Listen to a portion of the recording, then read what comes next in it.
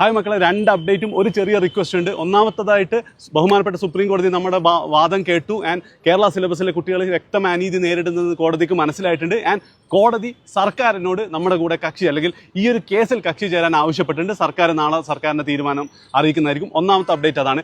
രണ്ടാമത്തെ അപ്ഡേറ്റ് വളരെ വളരെ സന്തോഷം നൽകുന്ന കാര്യമാണ്.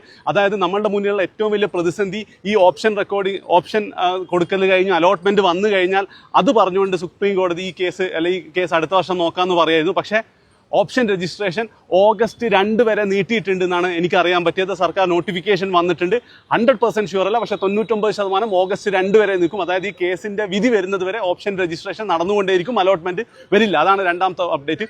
മൂന്നാമത്തെ അപ്ഡേറ്റ്, ഇനിയാണ് ശരിക്കുള്ള ഗെയിം തുടങ്ങാൻ പോകുന്നത്. നമ്മൾ എന്തിനാണ് കൃത്യമായ ഡാറ്റ വെച്ചിട്ട് കോടതിയെ ബോധിപ്പിക്കേണ്ടത്. അതിന് എനിക്ക് വേണ്ട ഒരു കാര്യം എന്ന് വെച്ചാൽ, നിങ്ങൾക്ക് ഈ വർഷത്തെ ഫസ്റ്റ് റാങ്ക് ലിസ്റ്റ് വന്നപ്പോൾ എന്തായിരുന്നു നിങ്ങളുടെ റാങ്ക്, നിങ്ങളുടെ +2 മാർക്ക് എന്തായിരുന്നു, അതേപോലെ തന്നെ സെക്കൻഡ് റാങ്ക് ലിസ്റ്റ് വരുമ്പോൾ നിങ്ങൾ റാങ്ക് എത്രത്തോളം പുറകെ പോയിട്ടുള്ളത് കൃത്യമായിട്ട് നമുക്ക് കോടതിക്ക് കാണിച്ചു കൊടുത്തു കഴിഞ്ഞാൽ ഇതിൽ അനീതി കോടതിക്ക് മനസ്സിലാവും. അതുകൊണ്ട് ഞാൻ ഇതിൻ്റെ കൂടെ ഒരു ഗൂഗിൾ ഫോം തരുന്നുണ്ട്. ഇത് ഇൻസ്റ്റാഗ്രാമിലാണുള്ളതെങ്കിൽ നമ്മുടെ കീം ഗ്രൂപ്പിൽ ഇതിൻ്റെ ഗൂഗിൾ ഫോം ഉണ്ടാവും. നിർബന്ധമായിട്ടും നിങ്ങൾ കേരളത്തിലെ മുഴുവൻ റിപ്പീറ്റേഴ്സ് ആയിക്കോട്ടെ, +2 ശേഷം കീം എഴുതിയ മുഴുവൻ വിദ്യാർത്ഥികളെ കൊണ്ടും ആ ഫോം ഫില്ല് ചെയ്യിപ്പിക്കുക. അത് വളരെ വളരെ ഇമ്പോർട്ടൻ്റ് ആണ്. അതും കൂടെ ഉണ്ടെങ്കിൽ ഒരുപക്ഷെ എന്ത് ചെയ്യും, നമുക്ക് ജയിക്കാൻ സാധ്യതയുണ്ട്. അപ്പോഴും ഞാൻ പറയാണ്, ചെറിയ പ്രതീക്ഷ തന്നെ ഇപ്പോഴുള്ളൂ. പക്ഷേ എന്ത് ചെയ്യാം, നമുക്ക് അവസാന നിമിഷം വരെ നമുക്ക് ഫൈറ്റ് ചെയ്യാം.